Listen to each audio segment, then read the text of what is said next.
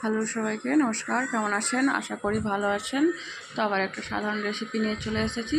সাধারণ হলেও খেতে অসাধারণ। তো চলুন রেসিপিটা থেকে নেওয়া যাক। তো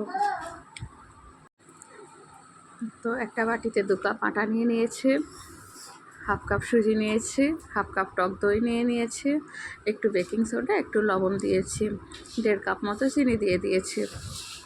তারপর এটাকে একটু মেখে নেব। এটা একটু শক্ত শক্ত করে মাখতে হবে, কারণ গজা সবসময় শক্ত শক্ত করে মাখতে হয়। তারপর 1 চামচ মতো দুধ দিয়ে দেবো। তারপর আবার ভালো করে মেখে নেব। দুধটা আগে থেকে জাল দিয়ে রেখেছিলাম, তো এবার 15 মিনিটের জন্য রেস্টে রেখে দেবো। তো 15 মিনিট পর ঠিক এরকম হবে দেখতে।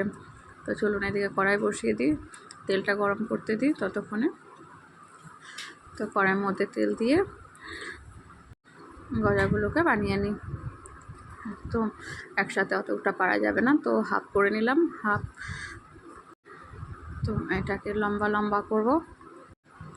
তো এইভাবে লম্বা করে নেব প্রথমে, তারপর একটা চাকুর সাহায্যে একটু ব্যাঁকা ব্যাঁকা করে কেটে নেব। তো এইভাবে ব্যাঁকা ব্যাঁকা করে কাটলে দেখতেও ভালো লাগে, আর দেখতে ভালো লাগলে খেতেও ভালো লাগবে অবভিয়াসলি।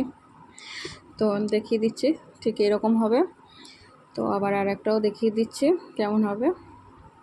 এবার বাকি যে অর্ধেকটা ছিল সেটাও একবার বানিয়ে নেব, এবং ওই একই প্রসেসে ব্যাঁকা ব্যাঁকাভাবে কেটে নেব। তো দেখুন কেমন ব্যাঁকা ব্যাঁকাভাবে কাটছি, কারণ এই গজাটা খেতে অসাধারণ লাগে। তো বাচ্চা খুব ভালোবাসে, আমার মেয়ে খুব ভালোবাসে।